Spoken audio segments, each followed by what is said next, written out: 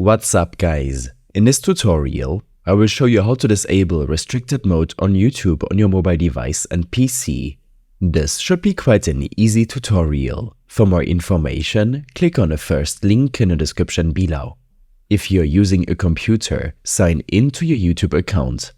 At the top right corner of the screen, locate and click on your profile picture. At the bottom of the drop-down menu, select Restricted Mode. A box will appear in the top right corner. Here, you'll find the option to turn restricted mode on or off. Simply click on Activate Restricted Mode to toggle it on or off. If you prefer using a mobile device, whether it's a smartphone or tablet, sign into your YouTube account using the YouTube app.